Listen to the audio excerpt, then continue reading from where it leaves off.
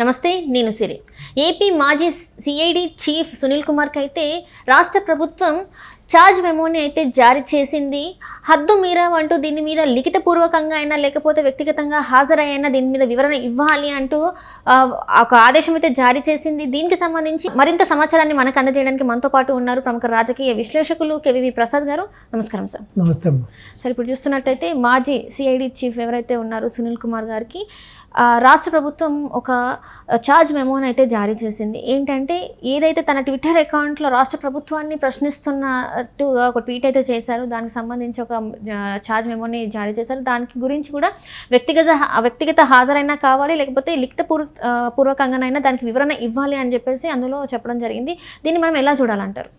ఒకటమ్మా, ఇతను వైసీపీ ప్రభుత్వంలో ఒక ఐపీఎస్ అధికారిగా ఉండి మాజీ సిఐడి అధికారిగా ఉండి ఎంత విచ్చలవిడితనంగా, ఎంత బరితెగింపుతనంతో, అసలు బాధ్యత రాహిత్యంగా ఏ విధంగా నడుచుకున్నాడు, ఎంత అక్రమాలు చేశాడు, దుర్మార్గాలు చేశాడు అన్నది మనం చూసాం. ఇప్పుడు సోషల్ మీడియాలో ప్రభుత్వాలని, ప్రభుత్వ అధినేతల్ని, ప్రజాప్రతినిధుల్ని ప్రజాస్వామ్య పద్ధతిలో తప్పులు జరుగుతున్నప్పుడు, తప్పులు చేస్తున్నప్పుడు ప్రశ్నించే హక్కు ప్రతి వరకు ఉంది. ఇది ప్రజాస్వామ్యంలో ప్రజలచే ఎన్నుకోబడిన ప్రభుత్వాలు, ప్రజలకే ఎన్నుకోబడిన ప్రజాప్రతినిధుల్ని ఇప్పుడు ఓటేసి గెలిపించేవాడికి అధికారం లేదా, అడిగే అధికారం లేదా?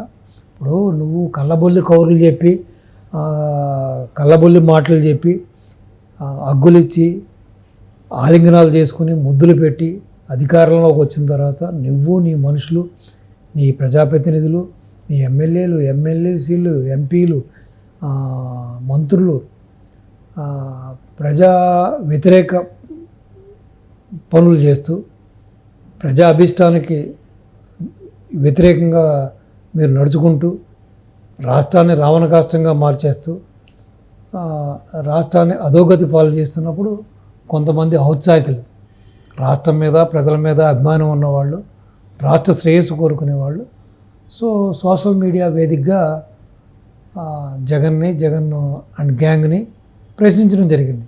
అలా ప్రశ్నించిన వారిని అర్ధరాత్రి గోళ్ళ దూకి, తలుపులు పగలగొట్టి, వాళ్ళని తీసుకొచ్చి ఇదే పివి సునీల్ కుమార్ ఎంతమందిని మ్యాన్ హ్యాండిల్ చేశాడు, ఎంతమందిని చిత్రహింసలకు గురి చేశాడు అన్నది ఎంతోమంది వాళ్ళ న్యాయస్థానాల్లో మొరపెట్టుకున్నారు. వాళ్ళు గోడు చెప్పుకున్నారు, మమ్మల్ని గొడ్డును బాధినట్టు బాధించాడు ఈ వ్యక్తి అని చెప్పి.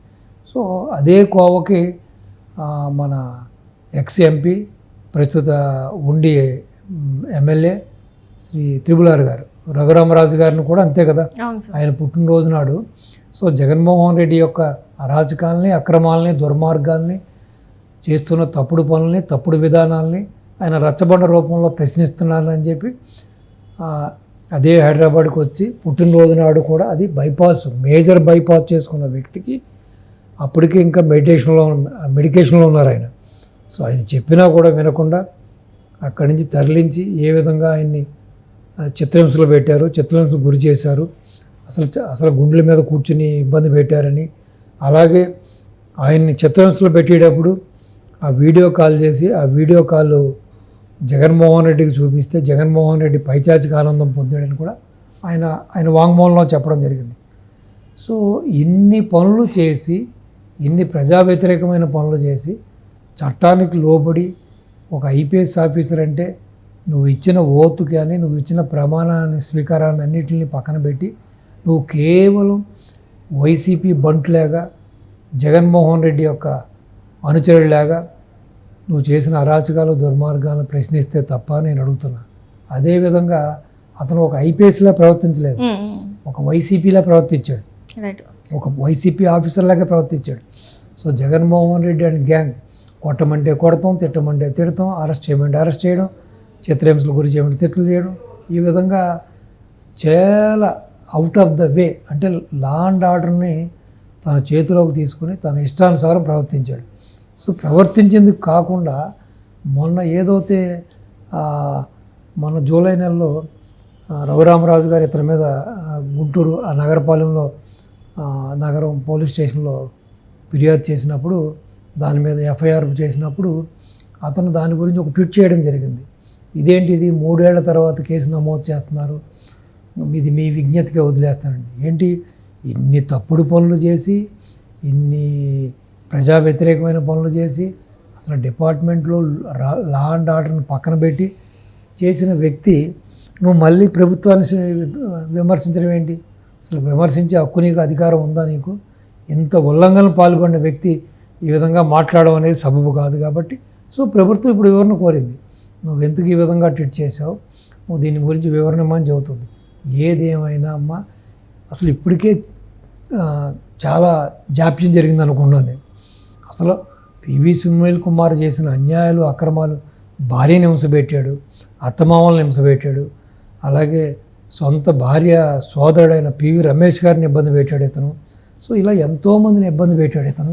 ఎంతోమందిని ఇంకా బయటకు చెప్పుకోలేని బాధితులు కూడా చాలామంది ఉన్నారు. అవుట్ ఆఫ్ ద వే సెటిల్మెంట్లు చేశాడు. సో రకరకాలుగా ఇతను పడి ఇప్పుడు ఈ రోజున ఏం చెబుతున్నాడు, రఘురామరాజు గారి విషయంలో కూడా ఎక్కడో మొన్న ఒక గుడి సంఘటన జరిగితే ఆయన అరే గుడికి అడ్డంగా పెట్టారని చెప్పి ఆ బ్యానర్ తొలగిస్తే చాలా జాగ్రత్తగా తీసుకెళ్ళి ఇంకొక ప్లేస్లో పెడితే దాని మీద కూడా అవాకులు చవాకులు పేలి అక్కడున్న వాళ్ళని ప్రేరేపించి ఈ విధంగా ఈయన ఇలా చేస్తున్నాడు, అలా చేస్తున్నాడు, మమ్మల్ని గౌరవించట్లేదు, మా దేవుళ్ళని గౌరవించట్లేదు, మా చర్చిలను గౌరవించట్లేదు, మా మతాన్ని గౌరవించట్లేదు, అది ఇదని చెప్పి కావాలని చెప్పి యాగి చేసి సో ఏదో విధంగా ఆయన్ని ఇబ్బంది పెట్టాలని ఇప్పటికీ చూస్తూనే ఉన్నాడు. ఏదేమైనా నా ఉద్దేశం ప్రకారం పివి సునీల్ కుమారు ఒక ఎంపీ మెంబర్ ఆఫ్ పార్లమెంట్ విషయంలో రఘురామరాజు గారి విషయంలో ఏ విధంగా నడుచుకున్నాడు అనేది అందరికీ తెలుసు. అది చాలా అన్యాయం, దుర్మార్గం. కాబట్టి ఇంకా ఇప్పటికీ కూడా ఈ కూటమి ప్రభుత్వం మేనమాషాలు లెక్కెట్టకుండా ఇమీడియట్గా అతని మీద ఎంక్వైరీ చేసి ఆల్రెడీ ఎవిడెన్సెస్ చాలా ఉన్నాయి కాబట్టి ఇమీడియట్గా అతని మీద యాక్షన్ తీసుకోవాలి. సర్వీస్ నుంచి తొలగించాలి, అతనికి ఉన్న బెనిఫిట్స్ అన్నిటిని కూడా వెనక్కి తీసేసుకోవాలి. సో పూర్తిగా అతన్ని బిహైండ్ ద బార్స్ కట్టకలాగా పంపించాలి. ఇప్పటికీ కూడా అతను కులాన్ని, మతాన్ని అడ్డం పెట్టుకుని ఇప్పటికీ లబ్ధి పొందాలని, ఇప్పటికీ బయటపడాలని చూస్తున్నాం. ఈ మధ్యకాలంలో మనం కొంతమంది చూసాం, కొన్ని వర్గాలు, కొంతమంది ప్రజలను చూసాం. కొంతమంది ప్రజాప్రతినిధులైనా, కొంతమంది అధికారులైనా, కొంతమంది ఆఫీసర్లైనా మనం చూస్తున్నాం. తప్పు చేసేస్తారు అవుట్ ఆఫ్ ద వే. అంటే ఎక్కడ కదా రూల్ ఆఫ్ లాని ఫాలో అవ్వరు. వాళ్ళ ఇష్టానికి అధినాయకుడు చెప్పాడనో, వాళ్ళకి కావాల్సినోడు చెప్పాడనో, లేకపోతే వాళ్ళ స్వలాభం కోసమో, వాళ్ళ స్వార్థం కోసమో రేపులు చేస్తారు, దుర్మార్గాలు చేస్తారు, దోపిడీలు చేస్తారు, అన్యాయాలు చేస్తారు, సెటిల్మెంట్లు చేస్తారు, చంపుతారు, కొడతారు, హింసిస్తారు. సో ఒక్కసారి వాళ్ళ మీద యాక్షన్ తీసుకోవడానికి సంసిద్ధం అవుతున్నప్పుడు ప్రభుత్వం కానీ ఉన్న కోర్టులు కానీ ఎమ్మటే వాళ్ళు క్యాస్ట్ కార్డును వాడుకుంటూ మొదలెడతారు. ఇది చాలా శోచనీయం.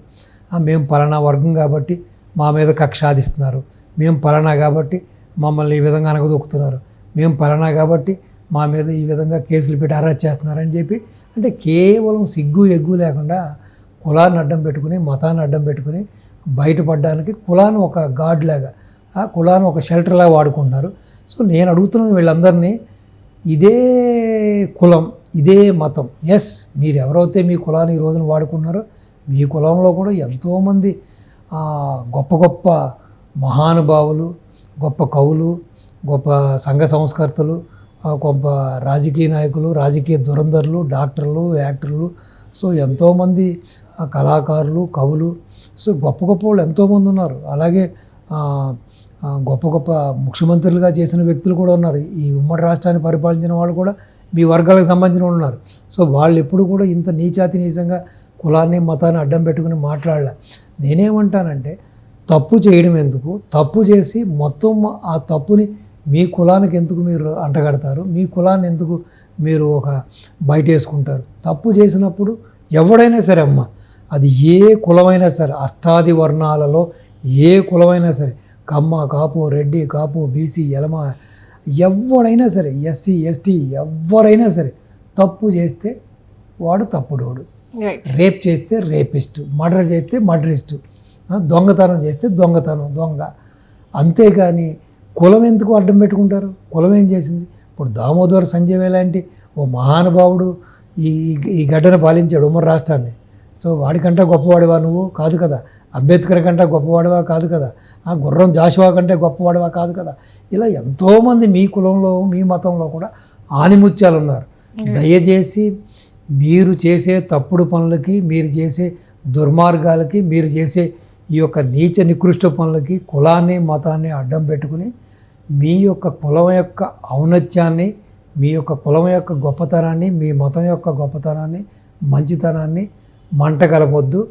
తప్పు చేస్తే తప్పు చేయలేదని చెప్పండి, లేదు నిరూపించుకో తప్పు చేయలేదని, లేదు తప్పు నిరూపణ అయితే శిక్ష అనిపించు. అంతేగాని కులం ఎందుకు మధ్యలో? కులం ఏం చేసింది అంటే నీ కులపోళ్ళు చెప్పారా రఘురామరాజుని ఇలా చేసే నువ్వు హింసపెట్టు అని చెప్పి, లేకపోతే నీ మతం చెప్పిందా రఘురామరాజుని తీసుకెళ్ళి ఇలా హింసపెట్టు, ఇలా చంపడానికి ప్రయత్నించి అని చెప్పిందా? చెప్పలేదు కదా. నీకు చెప్పింది ఎవడు? జగన్మోహన్ రెడ్డి చెప్పాడు, జగన్మోహన్ రెడ్డి గ్యాంగ్ చెప్పింది. సో వాళ్ళని బ్లేమ్ చేయి. పలానా వ్యక్తి నా చేత ఈ తప్పు చేయించాడు, పలానా వ్యక్తి నా మీద ప్రెజరైజ్ చేశాడు, పలానా వ్యక్తి నన్ను ఇన్ఫ్లుయెన్స్ చేశాడు, కాబట్టి దీంట్లో ప్రధాన ముద్దాయి వాడి వల్ల నేను చేశాను, ఇద్దరము దొంగలమే, తోడు దొంగలమే, సో మా ఇద్దరిని శిక్షించండి ఆ విధంగా మాట్లాడితే ఉందాతనంగా ఉంటుంది. అంతేకాని ప్రతిదానికి కూడా జనాల్ని బ్లాక్మెయిల్ చేయడానికి, జనాల్ని బెదిరించడానికి, చట్టాలను బెదిరించడానికి, ఈ విధంగా ప్రజాప్రతినిధులను బెదిరించడానికి మధ్యలో కులం ఎందుకయ్యా, మతం ఎందుకయ్యా? ఇప్పటికైనా ఈ నీచ సంస్కృతిని, ఈ యొక్క దరిద్రగొట్టి విధానాలని మానేసేసి ఒక మనిషిగా, ఒక మంచి మనసుగా ఇప్పటికైనా మారండి. తప్పు చేస్తే తప్పు చేసామని ఒప్పుకోండి, లేదని అది ఒప్పని నిరూపించుకోండి.